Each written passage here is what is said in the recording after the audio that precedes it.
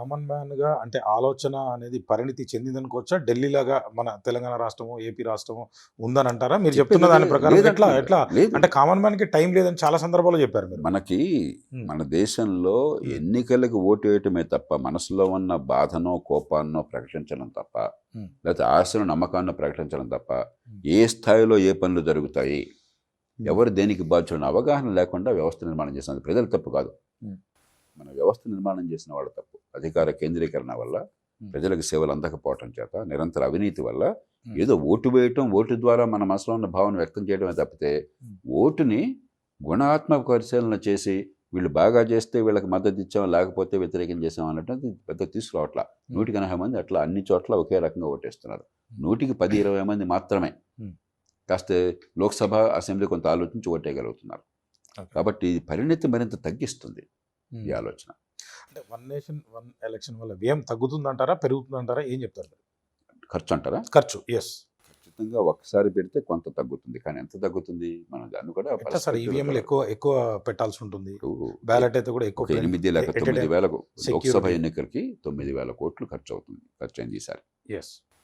అసెంబ్లీకి కూడా సుమారుగా అంత అవుతుంది లెక్కండి దేశం అంతా కలిపితే. హ్మ్. 2 కలిపి పెడితే 18,000 కోట్ల బదులు బహుశా 12,000 కోట్లు, 13,000 కోట్లు అవుతుంది. ఓకే. ఎందుకంటే దానికి అదనంగా బ్యాలెట్ బాక్సులు మిగతా ఉంటాయి కాబట్టి.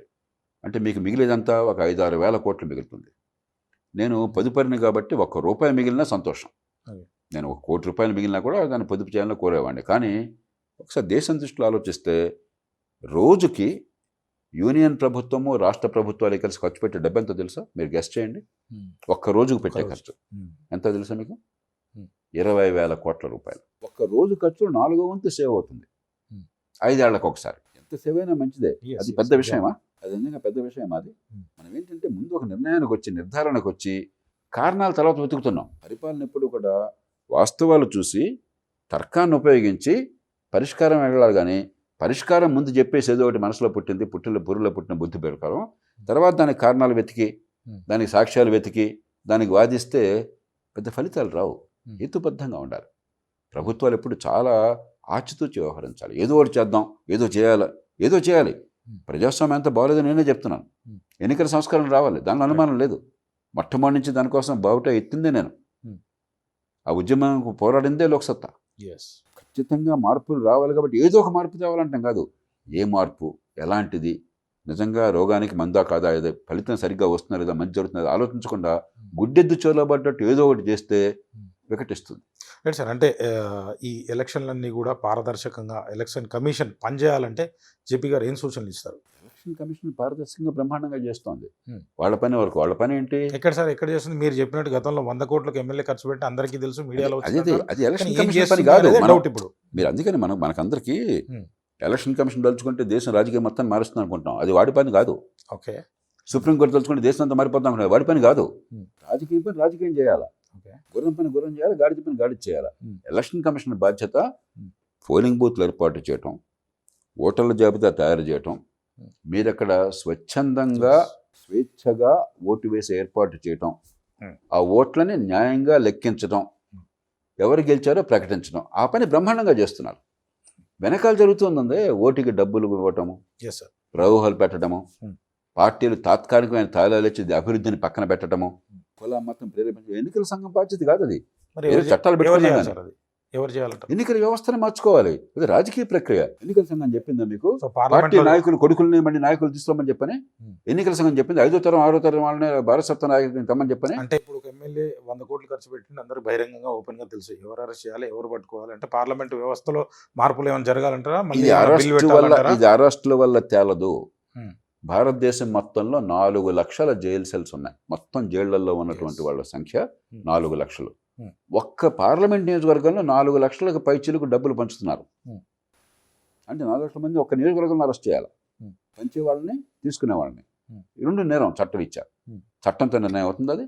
యెస్. 540 నియోజకవర్గాల్లో 540 ఇంటూ బహుశా 7-8 లక్షలు లెక్కేస్తే మీరు ఎంతమందిని అరెస్ట్ చేస్తారు మీరు? సార్ ఇప్పుడు అంటే 30 కోట్ల మంది అరెస్ట్ చేయాలి భారతదేశంలో. యెస్. 30 కోట్ల మంది అరెస్ట్ చేస్తారు. మీరు ఏం మాట్లాడుతున్నాం మనం? ఇది అరెస్టులతో తెలియదు కదా. చాలా యెస్. మంది మంచి ఉద్దేశమే, హ్మ్. ఆవేదన ఉంది. ఆవేదన ఉంటే చాలదు. హ్మ్. ఆలోచన కావాలి, విచక్షణ కావాలి. హ్మ్.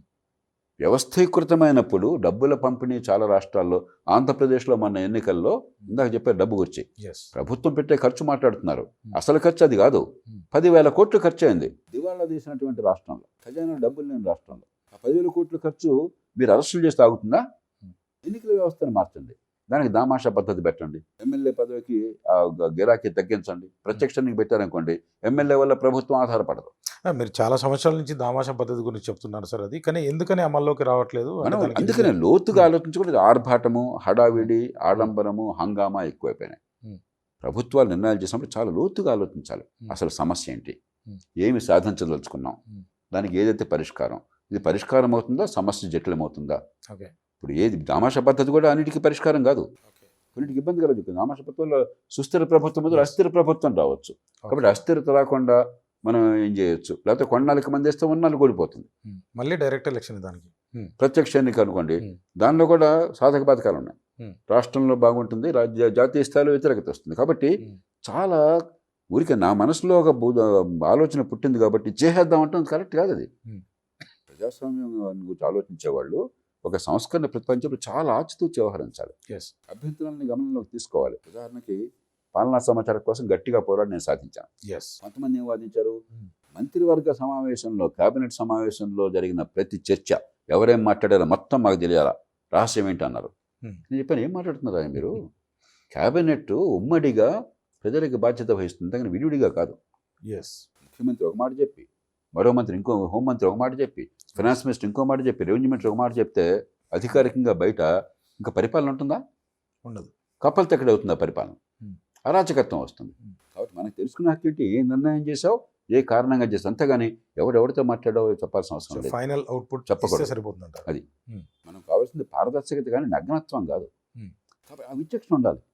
పారదర్శకత కావాలంటే నువ్వు మొత్తం నాకు చెప్పేసి అని చెప్పినావు అనుకోండి, పరిపాలన నడవదు. కాబట్టి ప్రతి అంశంలో కూడా ప్రజల ప్రయోజనాలను కాపాడడం ఎట్లా, వ్యవస్థను నిలబెట్టడం ఎట్లా, ప్రజాస్వామ్యాన్ని సార్థకం చేయడం ఎట్లా. అంతేగాని లేడీకి లేచిందే పరుగు, గుడ్డెద్దు చేలో పడ్డట్టు మనం నడిపామనుకోండి, మంచి ఉద్దేశమే ఉండొచ్చు, ఎద్దు చాలా మంచిదే కావచ్చు, కానీ గుడ్డెద్దు చేలు పొలం నాశనం చేస్తే ఎద్దు మంచిదే, నాకేం ఉపయోగం? ఆలోచన, విచక్షణ, తులనాత్మక పరిశీలన, అంటే హేతుబద్ధమైనటువంటి తర్కం. మీరు చెప్పిన దానికి సార్, అంటే రాజకీయంగా చూస్తే దీన్ని కొంత ఇప్పుడున్నటువంటి బీజేపీ ప్రభుత్వం అయితే దీనికి అనుకూలంగా ఉంది, ప్రతిపక్షాలు అయితే దీన్ని వ్యతిరేకిస్తుంది. మోదీ గారు ఏం చెప్తారు అంటే మోదీ గారికి పూర్తిగా ఇది మనసులో పుట్టింది, ఇది చేయాలని. ఆయన ఏంటంటే ఏదో ఒకటి చేయాలి, మంచి చేయాలని తపన ఉన్న మనిషి, దాన్ని ఎవరు కాదనలేరు. కానీ తపన ఉంటే చాలు, లోతు కావాలి, చాలా లోతైన పరిశీలన, హేతుబద్ధమైన ఆలోచన కావాలి. ఇప్పుడు గతంలో ఉదాహరణకి ఈ నోట్ల రద్దు మంచి ఉద్దేశంతో చేశారు కదా, ఆయన దురుద్దేశం ఏముంటుంది, ఆయన లాభం ఉంది, ఫలితాలు ఏమొచ్చినాయి, ఆర్థిక వ్యవస్థ కాస్త కుదేలైంది. కాబట్టి మంచి సంకల్పం వచ్చిన మాత్రం చేత మంచి ఫలితాలు వస్తాయి అనుకోబోకండి. సంకల్పాన్ని శంకించక్కర్లేదు. సంకల్పం వేరు, జడ్జిమెంట్ వేరు. ఉదాహరణకి వ్యవసాయ చట్టాలు ఉన్నాయి, ఆనాడు ఈనాడు నేను గట్టిగా సమర్థించాను. వ్యవసాయ చట్టాలను ప్రభుత్వం వెనక్కి తీసుకున్న తర్వాత కూడా మంచి చట్టాలను గట్టిగా వివరణాత్మకంగా వాదనలతో సహా, వాస్తవాలతో సహా నేను అప్పటికిప్పటికీ నేను సమర్థిస్తున్నాను. పూర్వపక్షం చేయలేకపోయినారు ఇప్పటిదాకా. కానీ చేసిన తీరు ఆ రకంగా చేయడం వల్ల ఏమైంది, ఫలితం లేకుండా పోయింది. కాబట్టి ఒకటి చేసేటువంటి నిర్ణయం మంచి సంకల్పంతో పాటు లోతైన నిర్ణయం కావాలి. రాజకీయంగా వెనక్కి తగ్గారంటారా సార్? రైతు చట్టాల గురించి చాలా సపోర్ట్ చేశారు. మళ్ళీ వేరే ఎలాగో ప్రజలు కాదంటున్నారు, జరిగే పని కావట్లేదు, వీళ్ళు ఎలక్షన్ దెబ్బ తగులుతుందని వెనకెళ్ళాల్సి వచ్చింది. మరి రాజకీయంలో మంచి ఇప్పుడు నెగ్గుతుందని కాదు, మంచి కూడా నగ్గదు. కొన్ని సందర్భాల్లో మంచిని నెగ్గేట్టు చేయాలి, ప్రజలను ఒప్పించాలా, మళ్ళీ చర్చించాలా, పర్సువేట్ చేయాలా. అంతేగాని నాకు సంఖ్యాబలం ఉంది అని బలవంతంగా చేసినా కూడా నెగ్గదు. ఇక సంఖ్యాబలం లేదు ఇక్కడ, 3 2 ఎట్లా వస్తుంది పార్లమెంట్లో? ఇప్పుడు అసాధ్యం.